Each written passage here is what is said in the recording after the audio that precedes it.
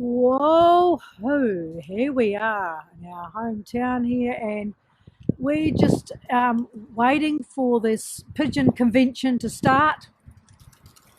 Whoops, they've changed venues. That's hilarious. We're just blown away. The birds are out at the moment. Spring is sprung here in southeast Queensland, and we are excited. And the weather is stunning. And g'day, kia ora, and hello, we're on. That includes you, darling. Here's my beautiful wife. I love you so much, sweetheart. And wow, wow, wow. And just say hi to us. If I can't see your chat, it's just because I'm sun blinded with the 28 degrees Celsius here today in beautiful southeast Queensland. Just loving it. But we just thought we'd just chat in, stop in and say g'day, how are you all doing, and how's your warrior heart and your truth of being.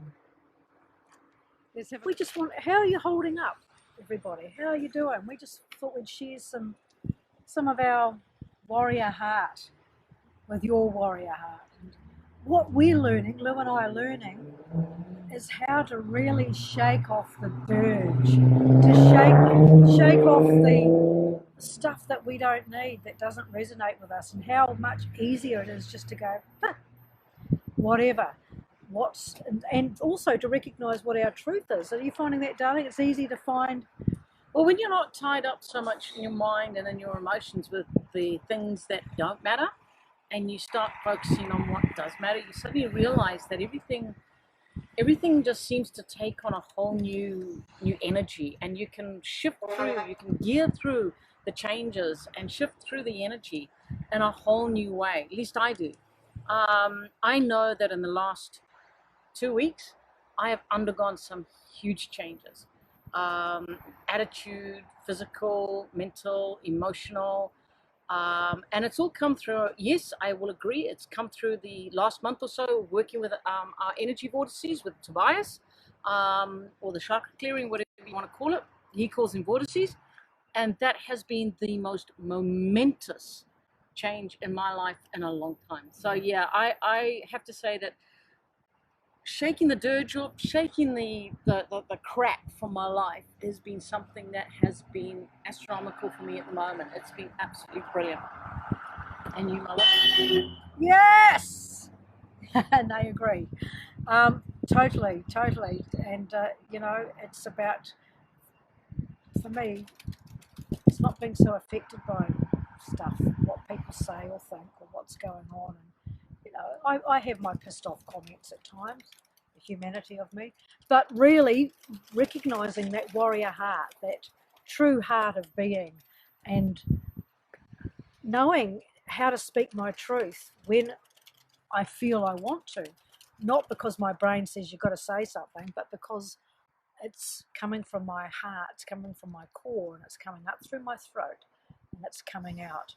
And if it's not been spoken, it's in my energy. What I'm presenting is how I am and what I believe in my energy. And if I waver away from that, then I'm ambiguous, and I'm not talking or acting or presenting in integrity and truth. And it's really important at the moment for me to be in my truth. And it may be speaking it, it may just be being it. And being it is really important. Those of you that know Lou and I will be aware that we believe and we know from our knowing that the COVID situation is an agenda of control, mass control by manipulators, and we stick by that. And you can have another opinion, and that's fine too. And we've got neighbours who think otherwise, but we don't need to go converting them to our way of thinking. We just need to keep being in our truth. If a conversation comes up, if they ask questions, we'll speak it. Now, on another note, I'm going to be doing an interview with Louise. I'm going to be interviewing Louise. She's asked me to interview her about a very, very, very sensitive topic. And it was about the abuse she experienced as a young girl and into her early youth. And yeah, so we're going to be putting that up on YouTube. And why are we going to be doing this now? Well, it's not new. She has spoken about this before, but we're doing about it because we're going to be talking about it because there's so much information about pedophilia. And this is for education, and this is real life experience, and it'll be coming from Louise. So I'll just say a little bit on that. Is it's like the reason I've decided to come out and speak about it and expose my life in this manner was not because I want to get people to feel sorry for me or whatever. That is not my intent at all. My intent is there's so many people out there that I'm sort of seeing on Facebook and all the rest of it right now trying to normalize pedophilia. And I know what I experienced as a child was not normal. Now there's 1,000 other people out there, 1,000,000 other people out there who've had exactly the same thing. And I'm hoping that by my speaking my truth will help them speak their truth. And if enough of us rise up and actually say, actually, this is a load of BS, normalizing something like this, that the relative people in power will start doing something and removing these and banning and outlawing and arresting these damn people that do this, both male and female, who do this to young children. So yeah, that's my reason.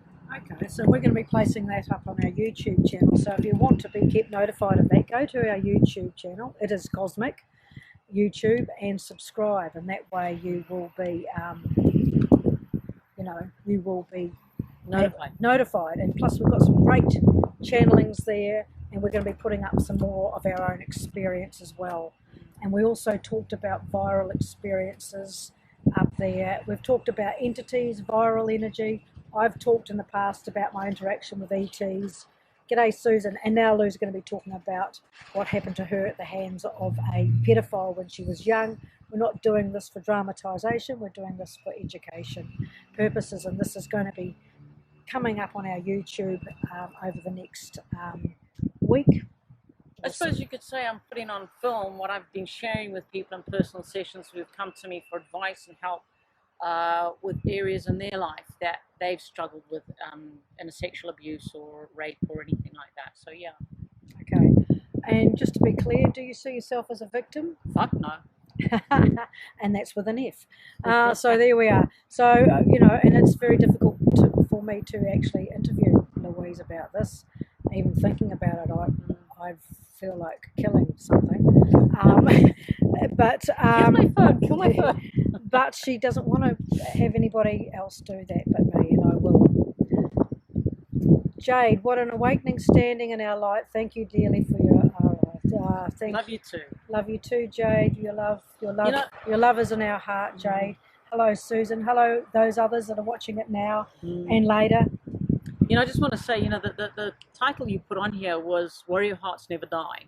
And that is a true statement. That is a statement that holds a lot of power, because warriors will take blows and they may fall to their knees and they may need to rest and they may need to go to the R&R and lie down for a while. They may need to take a breather. They may need to step out of the battle occasionally. But a warrior heart will never die. It rises up when it needs to. It will take the blows again and again for those who are unable to. And I consider myself, and I believe Heather considers herself, to be spiritual warriors. We take a lot of stuff and we do a lot of stuff that people don't see. And we don't say, oh, look at us, we're doing the world's great. And some people might even go, who the hell are Heather and Louise? You know what? That's quite okay. Because what we do in our energy and what we do for the work that we've been called to do has brought us to our knees occasionally, very, very severely. We've questioned, why are we doing what we're doing? But it's our hearts that rise up again and go, you know what? You're here for a reason. And I'm sure that there are many like energy beings outside there listening to this at the same time who have had similar effects. And I would like to encourage you, if you have been brought to your knees, if you've had to take time out, if you've had to just step out of the wall for a moment and regroup and rebreathe and to patch yourself up, that is okay. It's okay to say, look, I'm not interested in this. I'm turning everything off. I'm going to take time out for me and then come back stronger, because a warrior's heart never dies. A warrior's heart never dies. And Lou and I have, I'm going to talk a little bit about some lifetime that we had together as Lyrans, Lyran. And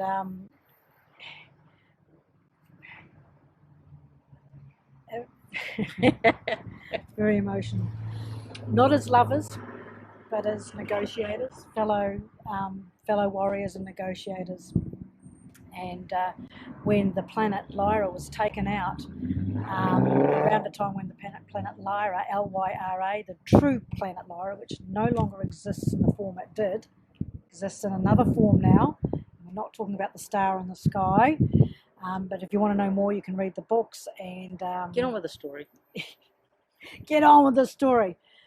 What happened in that planet was that the beings of Lyra, their minds were infiltrated with the ones with the weaker minds. Their minds were infiltrated with fear, and psychological warfare started taking place, and they lost a grip on their planet by these entities that came on in to use them to gain hold of what was the Heartstone crystal on the planet. Very, very powerful energy on the planet at the time that they wanted, because they were lacking. These energies, or formless ones we call them, were lacking in their own lives, and were unfulfilled in their own lives. And this is all about experience. So we're seeking an experience of wanting to feed on the beings of Lyra to empower themselves.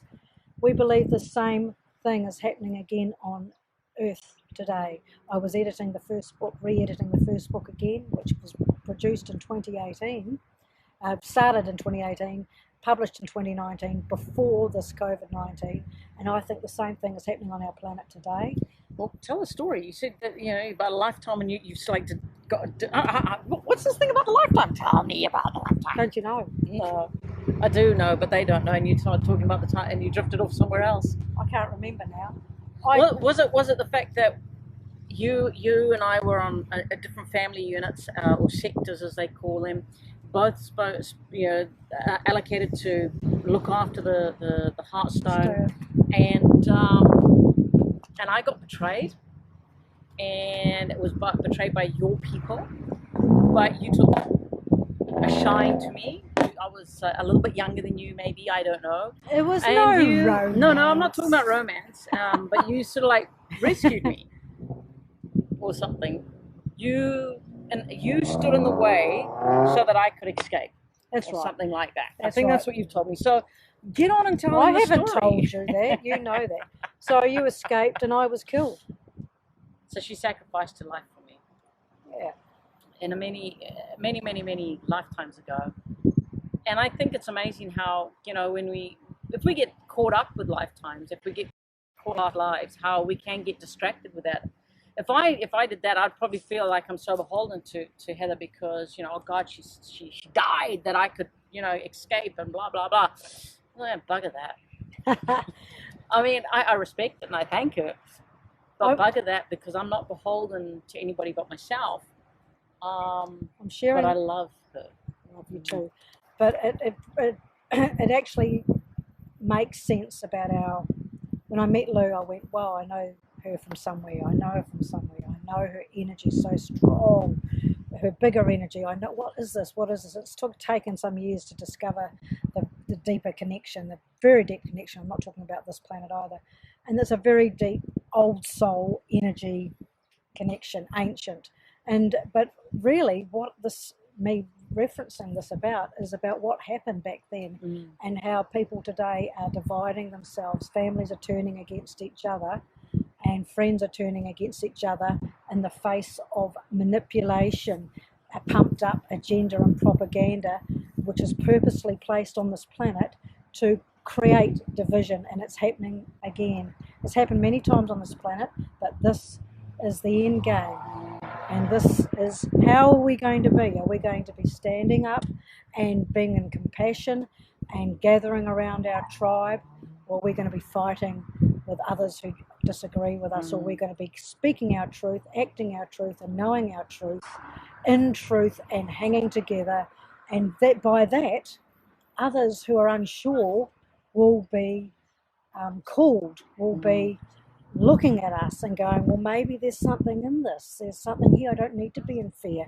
I can be living in a different way and releasing the fear propaganda from my life, whatever that might be. That's right. I mean, like, if you just tend to tune into your own truth, you tune into who you are. In fact, I'm just going to reiterate what Shrin said on the channel message that came through for the Lionsgate message that we walked through the other day. And it's like, are you radical enough to be different? Yeah, that was great. Great topic. Are you radical enough to be different? It's on our It Is Cosmic YouTube. Night, Susan. G'day, Susan. Just... it's something to consider. Are we radical enough to be different? Are we radical enough to stand up and say, actually, this is who I am, this is what I'm doing, this is my belief, this is my truth.